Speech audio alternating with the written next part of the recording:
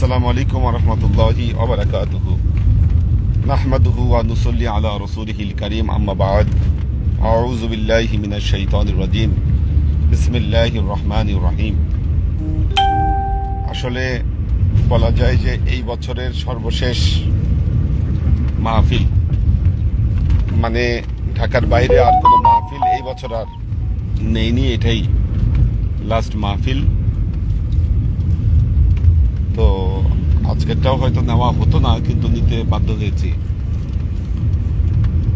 তো আল্লাহর রহমতে এটা যাচ্ছি। তারপর আর ঢাকার বাইরে কোনো প্রোগ্রাম নেওয়া হয় নাই, শুধু আমাদের মুক্তাগাছার প্রোগ্রামটা হয়তো হবে। তো এরপরে আর কোনো ক্লাস আশা করছি মিস হবে না। যাই হোক, আল্লাহর আশিক ও সালেক বৃন্দ, বিষয় হলো ইসলামের মূল মন্ত্র তরিকতের শিক্ষার মধ্যে অন্তর্নিহিত রয়েছে। তরিকা ছাড়া ইসলামের মূল মেসেজ মানুষের কাছে পৌঁছানো সম্ভব নয়। এবং আমরা যে ইতিহাসটি বলি, যুগে যুগে ওলিয়া উলিয়াদের মাধ্যমে সারা পৃথিবীতে ইসলাম পৌঁছেছিল, কারণ আল্লাহর নবীর প্রকৃত শিক্ষা, এটি প্রকৃত ধর্ম শিক্ষা, এটি ওলিয়া উলিয়ারাই ধারণ করে রেখেছেন। তারা আল্লাহর নবীর কাছ থেকে, আল্লাহর নবীর যে কিছু সাহাবাই কেরাম ছিলেন, আল্লাহ নবীর সাহাবাই কেরামের মধ্যে অনেকগুলো ভাগ ছিল। তার মধ্যে আহলে বেইত এবং আহলে সুফা, এই যে দুটো গ্রুপ, এনারা সবসময় আল্লাহ নবীর সাথে একসাথে লেগে থাকতেন।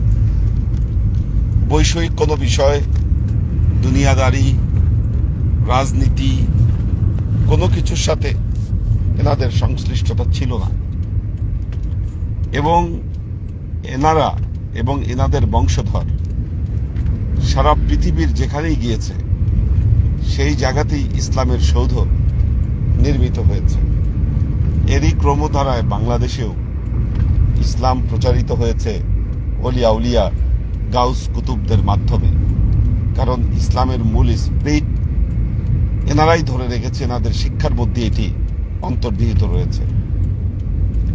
পরবর্তীতে ইসলাম যখন পৃথিবীর বিভিন্ন জনপদে গিয়েছে, পৃথিবীর বিভিন্ন দর্শন এবং শিক্ষার সাথে যখন ইসলামের সংযোগ ঘটেছে, তখন দেখা গিয়েছে যে সেই সমস্ত জনপদ, সেই সমস্ত দর্শন এবং সেই সমস্ত শিক্ষার প্রভাবে ইসলামের বিভিন্ন রিচুয়ালস, বিভিন্ন রীতিনীতির মধ্যে বিভিন্ন ধরনের পরিবর্ধন সাধিত হয়েছে।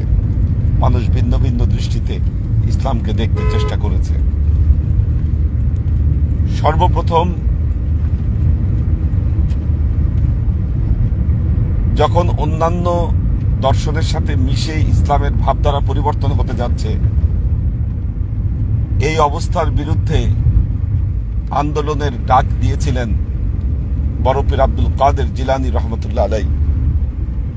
তিনি তরিকায়ে মুহাম্মদীর ডাক দিয়েছিলেন, বলেছিলেন মুসলিম উম্মাকে তরিকায়ে মুহাম্মদীর দিকে ফিরে আসা উচিত, নাহলে ইসলাম যেদিকে যাচ্ছে, ইসলাম আর ইসলাম থাকবে না।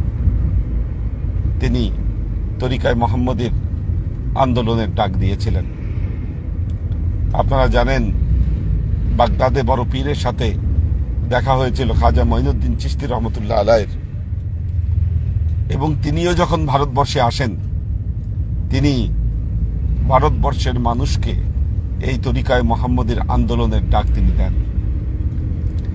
এর পরবর্তীতে পৃথিবীতে যেখানেই ইসলাম দুর্যোগের সম্মুখীন হয়েছে, যুগে যুগে বহু সাধক ওলিয়া উলিয়াগণ তরিকায়ে মুহাম্মদীর ডাক দিয়েছেন। যেমনিভাবে আমাদের এই বাংলাদেশ এবং ভারতবর্ষে যখন ব্রিটিশ শাসন চলছিল এবং ব্রিটিশরা মুসলমানদেরকে রুল করতে পারছিল না, তারা মুসলমানদের উপর সঠিকভাবে প্রভাব বিস্তার করতে পারছিল না, তখন তারা সিদ্ধান্ত নেয় যে মুসলমানদের মধ্যে প্রভাব বিস্তার করতে গেলে এই উপমহাদেশের মুসলমান কমিউনিটিকে কয়েক ভাগে বিভক্ত করতে হবে, এদের মধ্যে বিভেদ তৈরি করতে হবে, একে অপরের সাথে এদেরকে লাগিয়ে দিতে হবে, না হলে এদের ভেতরে এদেরকে কখনোই শাসন করা যাবে না।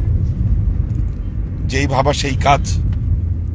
তখন ব্রিটিশরা এখানে তাদের কিছু অনুচর তৈরি করে, তাদের সেবাদাস কিছু আলেমদের সহযোগিতা নিয়ে ইসলামী মূল্যবোধ এবং ইসলামী দর্শনের মধ্যে বিভিন্ন পার্থক্য তৈরি করে মুসলমানদেরকে বিভ্রান্ত করতে থাকে। ভারতবর্ষের মুসলমান যখন বিভিন্ন ভাগে বিভক্ত হয়ে যায়, আপনারা জানেন তখন বিভিন্ন দর্শনের উদ্ভব হয়েছিল এই ভারতবর্ষে। যখন মুসলমানরা বিভক্ত হতে থাকে, নিজেদের মধ্যে বিভক্তি চলে আসে, ঠিক সেই সময়ে সৈয়দ আহমদ বেল্লভী রহমতুল্লাহ আলাই তিনি এই ভারতবর্ষের মানুষকে তিনি তরিকায় মোহাম্মদের ডাক দেন এবং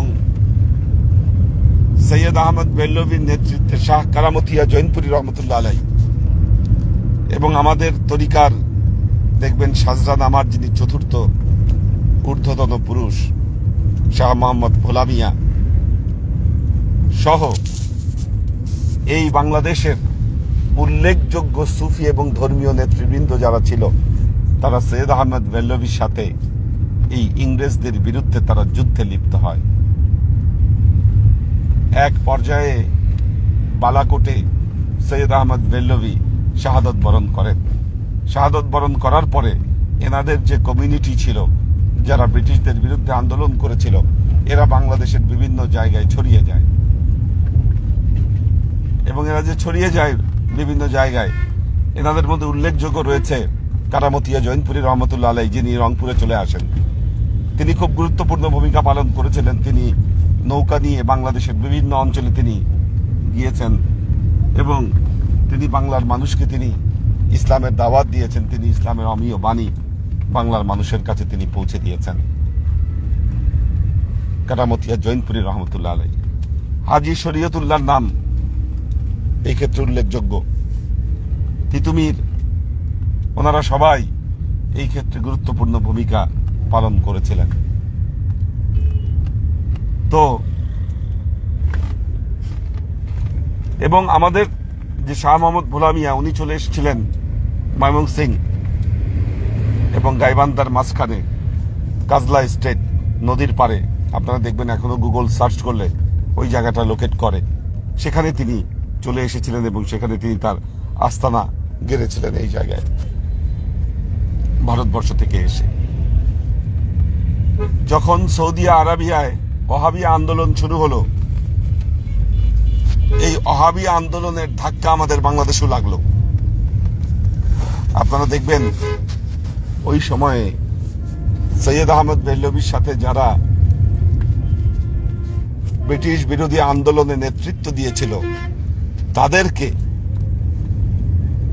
নব সাউদ বংশের যে সৌদি রাষ্ট্র বা শাসক গোষ্ঠী, তারা তাদেরকে দাওয়াত দিয়ে নিয়ে যায় বাংলাদেশ থেকে এবং ওহাবি মতবাদের বীজ তাদের ভেতরে ঢুকাতে চেষ্টা করে।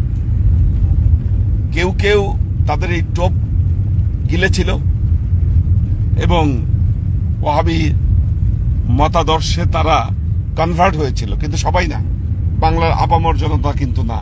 এখানে একটা ভুল বুঝাবুঝি আছে। আমাদের এই সমাজে কেউ কেউ বলেন যে সৈয়দ আহমদ বেল্লভী তিনি ওহাবি ছিলেন, কারণ তার কিছু অনুসারীদের মাধ্যমে এই অঞ্চলে ওহাবি মতবাদ প্রচারিত হয়েছে। আসলে মূল অন্তর্নিহিত ইতিহাস হলো এটা যে সৌদি গভর্নমেন্ট ফর্ম করার পরে তারা এনাদেরকে নিয়ে গিয়েছিল, কিন্তু সৌদি আরবিয়া নিয়ে গিয়ে তাদের মতবাদ খাওয়ানোর চেষ্টা করেছে। তো যাই হোক, এই ইসলাম বিরোধী ব্রিটিশ ইঙ্গো ব্রিটিশ যে শক্তি এবং তাদের মতাদর্শ পুষ্ট যে মতবাদ রয়েছে, আপনারা জানেন যে দৌরাত্ম্য অত্যন্তভাবে বৃদ্ধি পেয়েছে। এনারা আমাদের বিভিন্ন কালচার, বিভিন্ন রিচুয়ালস এগুলো নষ্ট করে দেওয়ার ষড়যন্ত্রে তারা লিপ্ত আছে। আমরা প্রতিনিয়ত তাদের এই ষড়যন্ত্রের কুফল আমাদের মধ্যে আমরা দেখতে পাই। বাংলার মানুষকে তাদের এই ভুলগুলো ধরাতে হবে, ধরিয়ে দিতে হবে, তাদেরকে ফিরিয়ে আনতে হবে। এর গুরু দায়িত্ব আমাদের উপর রয়েছে। আজকে বাংলাদেশে তাসাউফপন্থী, পীরপন্থী যে মানুষগুলো আছে তাদের ভেতরে ঐক্য প্রয়োজন। তাদেরকে ঐক্যের কাতারে দাঁড় করাতে না পারলে সত্য হারিয়ে যাবে, মিথ্যা আমাদের মধ্যে চেপে বসবে। আর যদি আমরা সত্যকে প্রতিষ্ঠা করতে না পারি, আমাদের অবহেলার কারণে, আমাদের কাজ ছেড়ে দেওয়ার কারণে, আমাদের অলসতার কারণে, তাহলে আমাদের পেয়ারা নবী হযরত মুহাম্মদ মুস্তাফা সাল্লাল্লাহু আলাইহি ওয়াসাল্লামের কাছে আমাদেরকে জবাবদিহি করতে হবে। আসলে সেই জন্যই বাংলাদেশের আনাচে কানাচে ছড়িয়ে পড়া। কারণ ধর্ম শিক্ষার সাথে সাথে যদি আধ্যাত্মিক উন্নতি আমাদের মধ্যে না হয়, তাহলে আমাদের ধর্মচর্চা আমাদের উপরে কোনো প্রভাব বা কোনো সুফল বিস্তার করতে পারবে না। যাই হোক, কথা আমি আর দীর্ঘায়িত করব না। ইনশাল্লাহ আমি এরপর থেকে নিয়মিত ক্লাসে থাকতেছি ইনশাল্লাহ। এবং আমাদের যে জিনিসটায় জোর দিতে হবে এখন থেকে, আমাদের সালেক যারা আছে তাদের আধ্যাত্মিক উন্নতি, আধ্যাত্মিক অভিজ্ঞতার দিকে তাদেরকে এগিয়ে নেওয়া, এই জিনিসটার উপর আমাদেরকে জোর দিতে হবে। একজন সাধক, একজন সালেক, তিনি তরিকা চর্চা করেন, কিন্তু এই তরিকার মাধ্যমে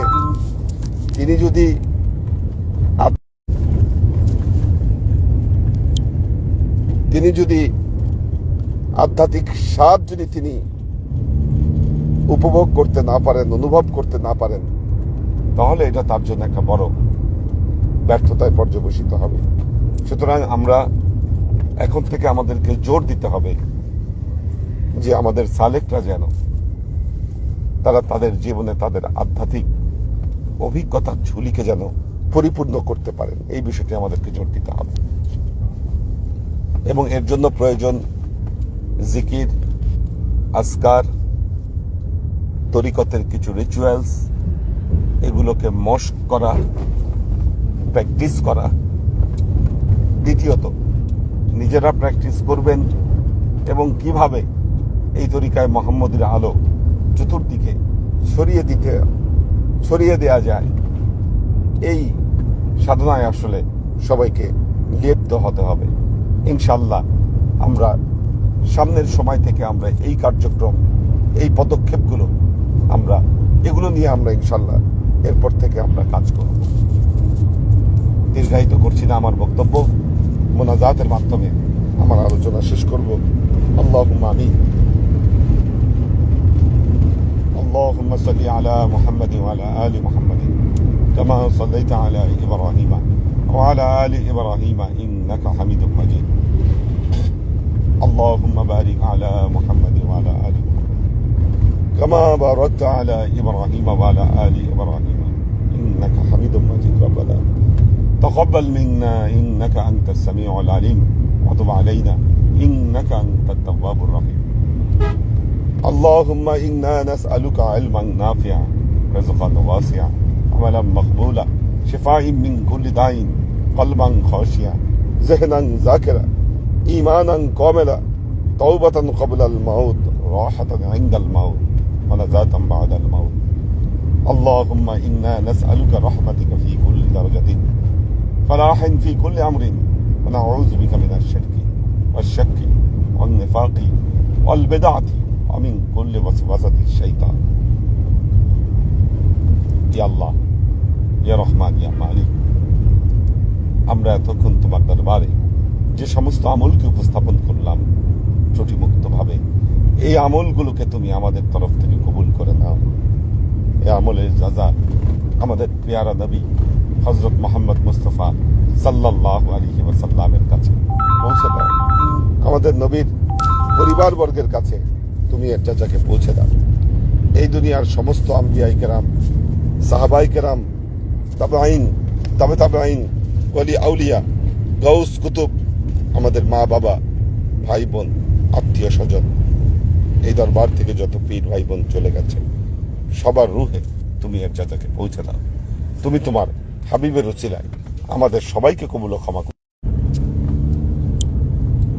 আমাদের জীবন থেকে সমস্ত অভাব অভিযোগ, বালা মুসিবত, দুঃখ কষ্ট, রোগ শক্তি দূরীভূত করে দিয়ে দৃঢ় হস্তে তোমার দ্বীনের খেদমতের তৌফিক আমাদেরকে দান করো। সুবহান রাব্বিকা রাব্বিল ইজ্জাতি আম্মা ইয়াসিফুন, সালামুন আলাল মুরসালিন ওয়ালহামদুলিল্লাহি রাব্বিল আলামিন। ওয়াজআল আখির কালিমাতিনা ইনদাল মাউত লা ইলাহা ইল্লাল্লাহ মুহাম্মাদুর রাসূলুল্লাহ সাল্লাল্লাহু আলাইহি ওয়াসাল্লাম। কারা কারা আছে লাইভে একটু দেখি। নাহার খান, মোহাম্মদ শিয়াম হোসেন, আব্দুল হাফিজ, কোরবান আলী, শোয়েব খান, মাহফুজুল হক উজ্জ্বল, সুলতান আইডিন, আয়েশা, সৈয়দা আনোয়ারা শরীফ, সৈয়দা আমরিন শরীফ, সুরভি আক্তার, নিপা, পপিয়ারা জামান সুমি, শামিমারা, পাখির ভেজ, ওমর শরীফ, আমিনাল আসাদ, স্নিগ্ধা রাহি, মাকসুদ আনাম, আফ্রিদি অনু, এম এইচ জামিল, শিলার মা, জেবা ফারজানা, গোলাম মনির ইসলাম চিশতি, ফরিদা ইয়াসমিন, শাকেরা আফজারা, আলী আকবর ভাই আছেন, মোহাম্মদ শফিক, শাহরিয়ার হোসাইন কুষ্টিয়া থেকে, মোহাম্মদ মুসা দিদার,